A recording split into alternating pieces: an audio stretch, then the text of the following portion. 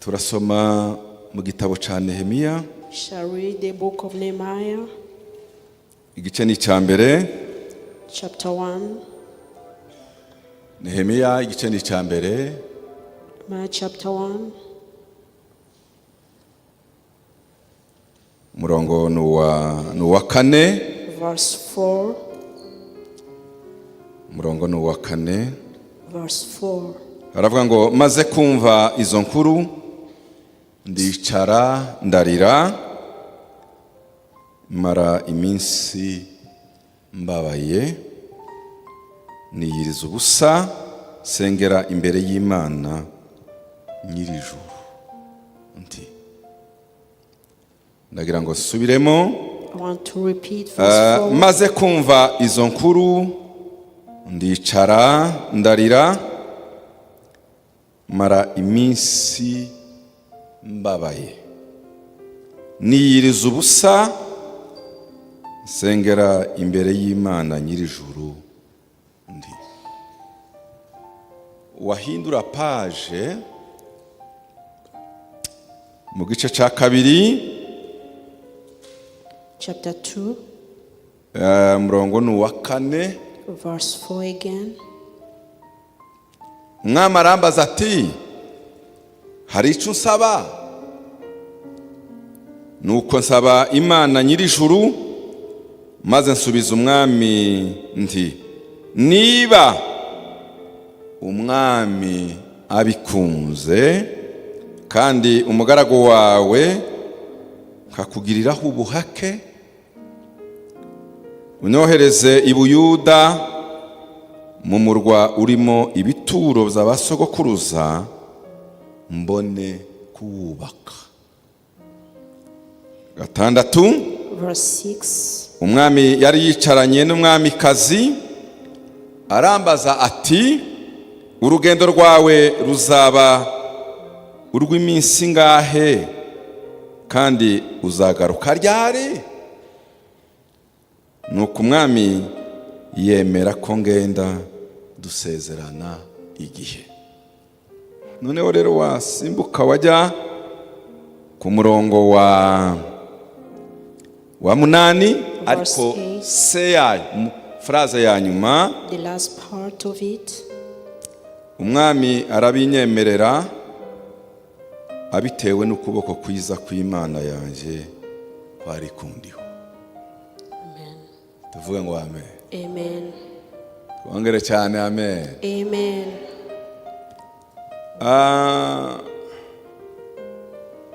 Ndimo numva texte twasoma kugira ngo dusenge Imana. I feel the text we need to read before we pray God. Hanjemo iri jambo rya Nehemiya. I heard this word of Nehemiah coming. Natekerejemo ibintu byinshi. I thought about many points. Usomye hano twabanje. If you read in chapter 1, haravuga ngo maze kumva izo nkuru ndarira. After I heard that what was happening, I cried. Ngira iminsi mbabaye. And I mourned for many days. Wone Nehemiya wavugaga. This is Nehemiah speaking. Ariko hari ikindi cyakurikiye niyiriza ubusa ndasenga. But also he prayed and fasted. Harimo ijambo rya mbere ryo kubabara. The first thing here is that he mourned. Usomye imirongo ibanza urasanga ko Nehemiya yari afite impamvu yo kubabara. If you read the previous verses, you will find that Nehemiah had a reason to be sad. Kandi natwe hari ibintu byinshi muri iyi si bija bibabaza imitima yawe. And we also face things that makes us sad. Hari ibintu byinshi biza biremerera ubuzima bwacu. A lot of things that can burden our lives. Bari bamubwiye ngo iwabo harasenyutse. He had heard that his city. Baranamubwira ngo ndetse n'abandi basigayeyo abayuda bariyo bari bashaje n'abandi ko ari abantu basuzuguwe bari mu gasuzuguro gateye ubwoba. He heard that not only Jerusalem had been distracted, but also the Jews that stayed there were despised.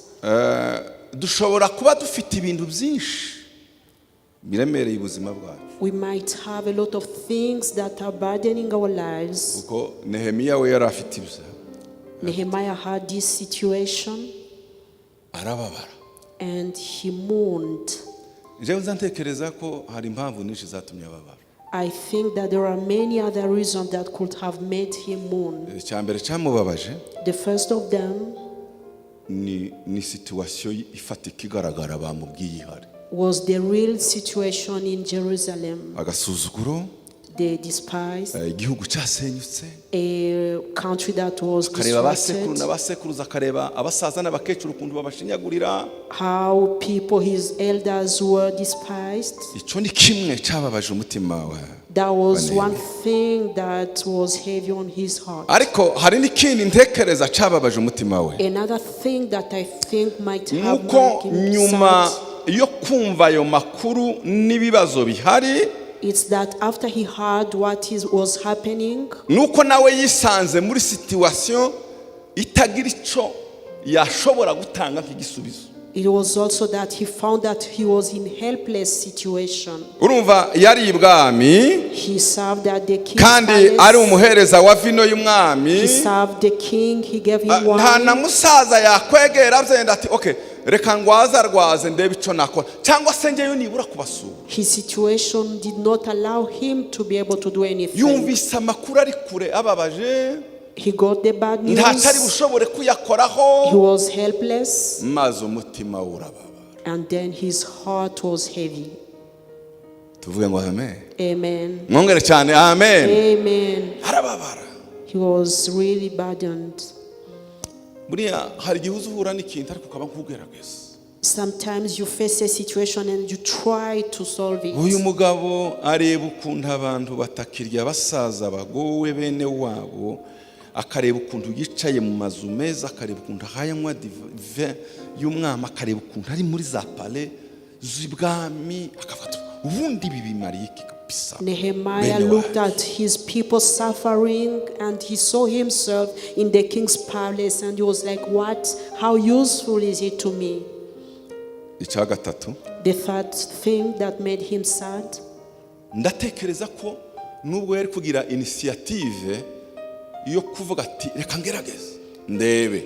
Even if he had the initiative of trying something, ko nashaka impamvu yatuma ngenda, trying to find a reason to go, akareba ukuntu atunguka umwami ngo aje kumubwira ati mwami puruhushya nta nije waguhaga vino kureke ngende ndugu yangu. Abona ni ibintu bitashoboka. He thought on how he could just surprise the king with the permission to go and found that it was impossible. Maze Nehemiya arababara.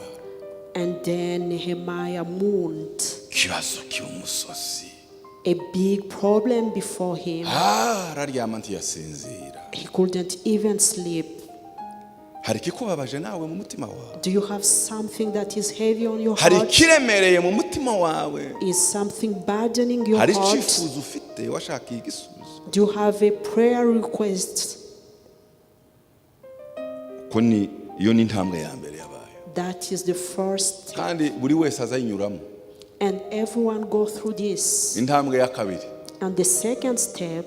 Maze Nehemiya amaze kubona ko ntanzira imbere ntahayabona inzira, inyuma ntabona inzira, iburyo ntabona inzira, hepfo ntabona inzira, nta kintu na kimwe ntanzira hayabona, kandi kibazo kirahari, akora icya kabiri. Nehemiya arasenga. When Nehemiah realized that the problem was there but he did not have any way of solving it, he went to the second step, that was praying. Uyu munsi nasobanukiwe definition yo gusenga. Today I understood the definition of praying. Icyo ufitiye ubushobozi gukora ntiwagisengera. You cannot pray for something you're able to solve. Icyo wasengeye uba wamenye ko ntacyo ushoboye keretse kugihuza ushobora byose. You pray for something you have understood that you can't walk on by yourself. Ubundi icyo wewe wakora, what you can do by yourself, you cannot pray for it. Gusenga ni sinye ya humilité cyangwa se guca bugufi, ni sinye ya oleme yo kubwira Imana ngo byose bishobokera wowe. Prayer is a sign of humility, of surrendering everything to God, telling Him you are able to do everything. Ureke nkubwire, Let me tell you icyo this. utazashobora uzagisengera. Whatever you can't do, pray for it. Icyo udafitiye igisubizo uzakibwira Imana. Whatever you can't solve, tell it to God. Nehemiah, kubabara kwe n'agahinda ke, his suffering and his mourning, icyo yakoze yarasenze. he just prayed. Gusenga rero ni ibanga rikomeye ry'umuntu wasobanukiwe ko icyo adashoboye hari ugishoboye. Prayer is the great secret for a person that has understood that what they can't do, there is one who can act on it. Twaba turi kumwe muvuge ngo amen. Amen. Mwakongera cyane haleluya. Hallelujah. Mbabwire neza abakuru n'abato, bana bato muri hano. I want to tell to the grown up and the children Abakuru here. bo barabizi. Grown up people know this. Bafite n'ubuhamya bwinshi. And they have a lot of testimonies. Ariko mwe mukiri bato. But for you young children, Inza nashima kubera ko aya materaniro mukunda kuza ari mwebwe benshi. Abasaza n'abakecuru batageze ariko mwebwe mukayibuka inzu y'Imana. Iki ni ikintu gikomeye ku buzima bwawe. I'm glad you attend these services massively when grown up people can't attend. This is a great thing on your side. Cha ndabarahiye ico papa wawe na mama wawe batazashobora uzumenya ku Imana igishoboye. Whatever your fathers and your mothers could not solve, know that God is able to act on it. Kandi ntekereza ko Nehemiya ashobora kuma yarimo yibaze se biragenda gute, biraturuka biravahe, bizoshoboka gute. Mana we niki nakora kalkira umutwe urazenguruka araheba, equation zose zirafungika, abura igisubizo, aricara arafuka marasenga. I think Nehemiah might have sought solutions and thought about what he could do, and then he decided to kneel down and pray. Icya gatatu, The third step, umunsi umwe ngo umwami aramubaza kuko mpaye mbona ufite agahinda mu maso, hari icyo wasaba.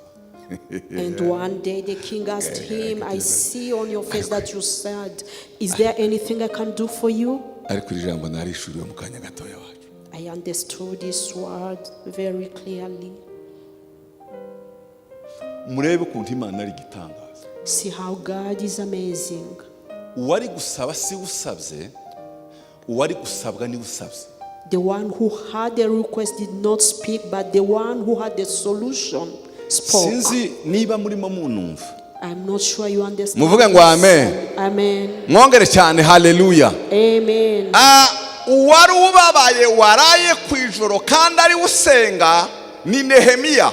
Nehemiah was the one who was burdened, who didn't sleep and prayed all the Kandi night. niwe wari ufite needs, niwe wari ufite besoin, niwe wari ufite ubukene bwo gusaba uruhushya ku mwami nimba hari n'icyo yakora kugira ngo asabe umwami amwemerera agende. He was the one who was in need, who needed the king to help him go. Ariko ntiyigeze asaba. But he did not ask. Yasabye Imana arasenga. He prayed, he told his Ubukeye problem to God. uwari gusabwa uruhushya ari we mwami Nehemiya ari gusaba uruhushya, abari uhinduka umuntu usaba Nehemiya itagomba kumukorera. And the next day, the king who had the authorization to grant Nehemiah the permission to go was the one who spoke and asked Nehemiah what he could do for him. Hari ikintu nasobanukiye aha ngaha. I understood the thing here. Nusenga If you pray ukabwira Imana and tell God, ntugatekereze inzira zisanzwe ibisubizo biza biturukamo.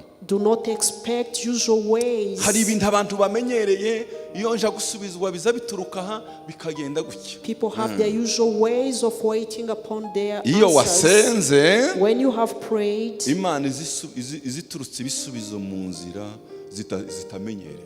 God answers in his own ways. Ndetse hari n'ubwo ugira ngo ibintu byabaye compliqué kandi muri ya complication aho niho ibisubizo bituruka. Sometimes you can even think the situation is getting worse, but in that bad situation, your answer will come.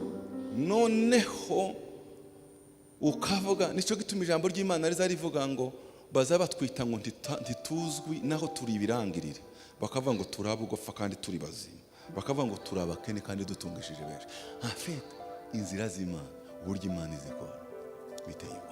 That is why people do not understand. They can say we are poor, whereas we are rich. They say we are not known, where we are celebrities, because God's ways are His own. umwami ngo aramwitegereza gusa arimo aseriva. The king looked at Nehemiah when he was serving. Ariko Nehemiya ko mpaye mbona udasa neza mu maso agahinda ufite simpaye ngumva byagenze gute.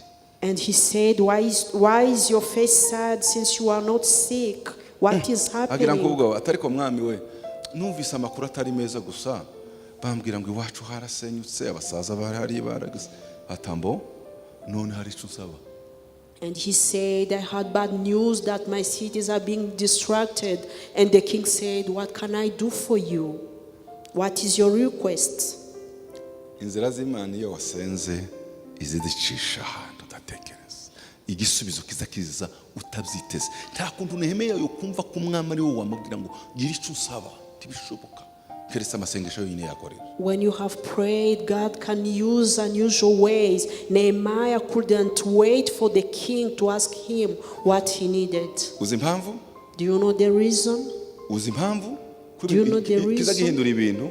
You know what can change a situation? Aha twasomye hanyuma aravuga ngo umwami arabinyemerera abitewe n'ukuboko kwiza kw'Imana yanjye kwari kundiho. He said, the king granted them to me according to the good hand of my God upon me. Ye kudefinisa kandi amasengesho. I'm going to define prayers again. Amasengesho si ibisubizo kuri ya liste wakoze ngo 1 2 3 yampaye ikiniki nono. Amasengesho si icyo ngo cako nakantu gato. Amasengesho azamanura favor ku buzima bwawe ugasubizwa n'ibyo utasengeye. Prayer is not the answer to your prayer requests. It's the favor upon you that can make you get even what you did not pray for. Kubera ko Imana igarukiye gusa kuri liste y'utwo wasabye. If God could limit himself on the small list you have established, ibisubije bike cyane. he would give you little. Umuntu wese usenga, Every person umuntu who wese engages utindana in n'Imana, prayer, every person who umuntu spends wese time with ubiwe mu bihe God, byiza by'Imana, every person who spends good moments with God, ururimi rwose ruza ruguhesha umugisha. any language can bless them. Kandi na buri vi ryose rizari gupfukamira. And every knee Reka is ngubwire there for you. tiwomenye ibyo ukenye igihe cyose kuko nejo hazaza ntuhaza tuzi icyo ukeneye ariko nusenga uzaza usanga ibisubizo kera byateguwe. You cannot always know what you need because you don't know what tomorrow holds. But if you pray, you will meet the solutions to tomorrow's problems. Kubera ikiganza cy'Imana, favor y'Imana. Due to the good hand of God, His favor upon your life. Kandi favor y'Imana ikuriho. When you have the favor of the Lord upon your life, Reka nkubwire iki kintu. let me tell you this. Hari igihe uzuba mu bibazo, Sometimes you face problems, Imana ntigirukana ibibazo. and God will not chase them away. Ikaguha favor muri ibyo bibazo. But He gives you favor in that Ibibazo situation. byonyine bikicecekesha. And then the problem will just disappear. Amasengesho azakurura favor. Prayers attract favor. Azakurura ikiganza cy'Imana. They attract the hand of God. Bwana asifiwe. Hallelujah. Ninde wababwiye ko iyo usomye ubuzima bwa Daniel nza no kubutindaho, Daniel umwami yagezagera igihe avuga ngo uwamwegurira igihugu nta demande yari yagize. Abantu baza bagutekerereza aho ugeze hose bakabona niwe ubikwiriye, abantu bakakurarira ku ijoro ukazubona ko afite amasengesho ntuziri gubwira ngo abantu ariko mwagiye muntekereza bani gusenga bazizana. Daniel was even given the country, but he never prayed for that. Do not ask people to do things for you. You just pray. People will come to you by themselves. Amasengesho rero ntabwo ari ugusabiriza, ahubwo amasengesho ni ukwegera Imana, ubumana bukakuzaho.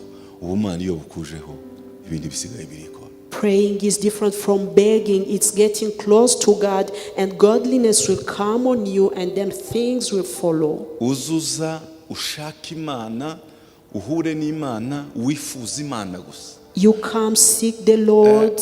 Arico kibi cyifuzo principal. as your main prayer na request. turiya tundi nubona twakuremerera uyu munsi nushaka upfe kutuvuga ariko ntaba ari twutindaho ubwire ngo Mana ndakwifuza ndagushaka numara guhura n'Imana ikiganza cy'Imana kikaba kuri wowe ubuzima bw'Imana bukagutembaho ibindi bisigaye uzazobona ibisubizo n'ibyo utasenga. Yes, you may mention the small things you need, but when you come, tell God, I need you, I want you, I need to fellowship with you, and then the favor of the Lord will attract all the small things that you need. Tugiye gusenga Imana. We are going to pray Tubwire Imana ngo Mana we and tell God, ni wowe dushaka mu buzima bwawe. it's you that we need in our lives. Numvise ndabyifuzo ndinda gutondagura ngo iki niki icifuzo cya mbere ahagizwa no kuba imbere y'Imana. Pant for you to be in the presence of God, to love Him, to spend time with Him. Guhorana nayo. Tell God to allow you to be n'ibindi to be praying without ceasing and everything else uzazobona ibisubizo biza bikugana. will follow. As it happened to Nehemiah, you will see all the other things coming to you. Murebye ko Nehemiya ntiyagiye gushaka ibisubizo ku byifuzo byari bibaje umutima ahubwo ibisubizo byaje bigana ubuzima bwe umwami wenyine mugana kubera favor y'Imana. Nehemiah didn't go after the solutions to his problems, but the solutions came to him due to the favor of the Lord upon his life. Senga Imana kubera kuyikunda. Pray God because you love Him. Egera Imana kubera kuyikumbuye. Get close to Him because you miss Him. Egera Imana kuko niyo soko y'ibyawe byose n'ubuzima bwawe. Because He's the source of your life and everything else. Ejo abari muri serire bayibayemo. If you are able to attend the home cell tomorrow. Kiriya gitabo cyo mu Bakolosayi igice cya mbere. We read in Colossians chapter 1. Twebwe aho twari twagiye dupartaja byose byinshi ibitekerezo binyuranye. And as we were sharing in our home ariko twaje cell, kugushiriza mu ijambo rivuga ngo aho Paulo yerekana Yesu ko ari we byose niwe soko niwe waremye niwe tu peux ajouter ibyifuzo byose niwe utumye mbaho niwe umpa umugisha niwe watumye nzara niwe uzuha intsinzi niwe watumye nzaja mu ijuru niwe nta kintu kiri en dehors de Jésus nakimwe iyo ufite uwo rero tu as tout. We concluded that everything was in Jesus. He's the source of your life, the source of your children, the source of every blessing you have. So He is everything. He's the one who created everything. He's the one who maintains everything. There is nothing that is out of His hands. And when you are able to get Him, everything else connects because He's the source, the main source. Hallelujah. Hallelujah. Hallelujah. Hallelujah. Niwe. He is. Tell the person next to you, He is everything. He is everything. And He's the one to be our main prayer request. Let me say this before I conclude. Niyo mpamvu kudefinisa ngo kumenya gusenga nguri azi gusenga tiwomenya uzi gusenga wowe. This is why it's wrong to say this one knows how to pray. You can't know that. Niyo mpamvu Yesu bamubaza ngo twigishe gusenga tigeze avuga uburyo buri pratique yatanze contenu ya prayer. When Jesus was asked to teach His disciples how to pray, He did not give how they should pray. He gave the content of a prayer. Uzi ko ushobora kujya imbere y'Imana gusa. You can go before God tunavuge n'amagambo menshi and don't speak much. Kwaza uvuga n'ijambo nari mu munsi ukira. Because you can even repeat one word being still in the presence of God. It depends on what your heart wants to express. You can even tell Him, I miss you so much, Lord.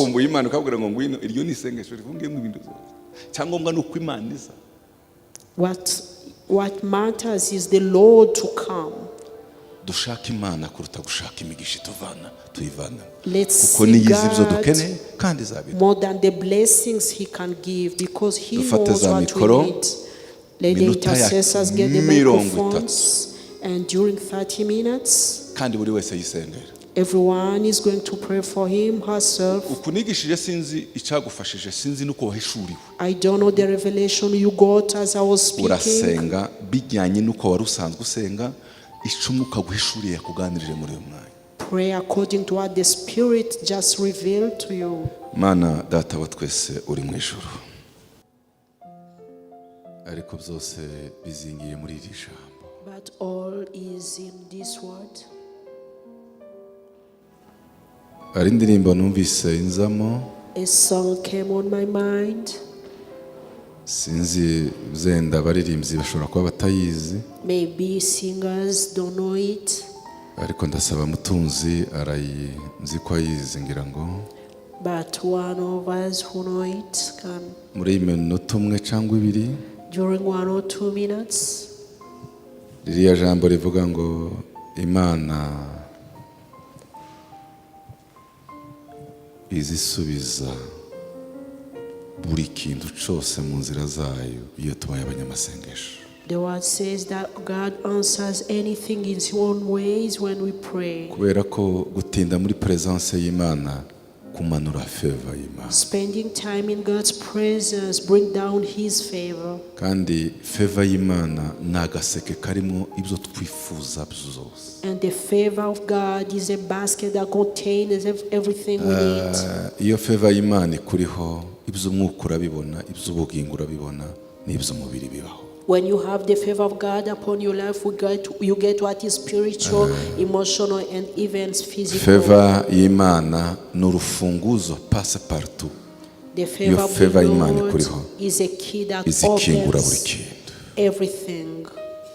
Iyo ukiranukira Imana ukayegera, When you are righteous and get close to God, favor y'Imana ikujyaho, his favor comes upon kandi you. favor y'Imana ikugiyeho, And when the favor of the buri Lord is kintu upon you, cyose kirashoboka. everything becomes possible. Iyo ndirimbo turirimba ni iyi, iravuga ngo senga senga ntacu uzabura, senga. The song will be saying, pray, Uri pray, and we umukobwa, lack uri nothing. umuhungu, uri umugabo, uri umugore, ukuze cyangwa ukiri muto, senga ntacu uzabura, Men, senga. women, boys, girls, children, pray, you will lack nothing. Iyo message Mwuka Wera yaguteguriye kuri uyu munsi, This is your message from the Holy Spirit ibyo wibaza tonight. ko bidafite inzira izizana, kuko Imana iyo yagushizeho favor izica inzira aho zitari.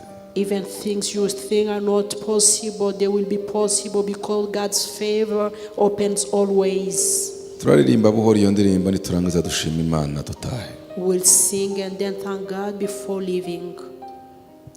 Senga senga ntacyo uzabura, senga senga senga Ntacu uzabura, oh senga. senga senga ntacyo uzabura, senga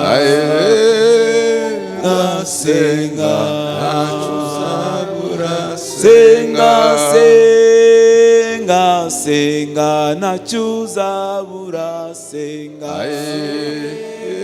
senga senga ntacyo uzabura, oh senga senga ntacyo uzabura, senga senga senga ntacyo uzabura, senga. Na Nehemiya yarasenze ntacyo yabuze, senga senga senga ntacyo uzabura, senga. Nana yarasenze ntacyo yabuze, senga senga senga ntacyo uzabura, oh senga senga ntacyo uzabura, senga senga senga nachuzabura senga eregiyo mana dusenga nta bwiza dutererana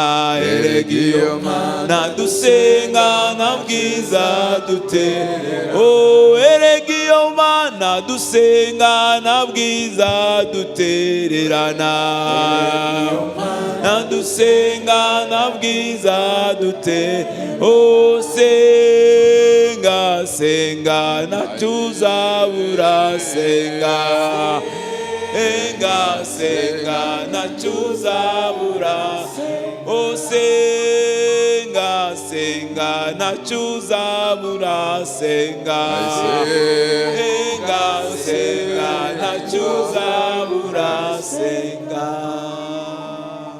Mana yo mu ijuru, Father in heaven, ushimwe yuko waduhishuriye muri uyu mugoroba.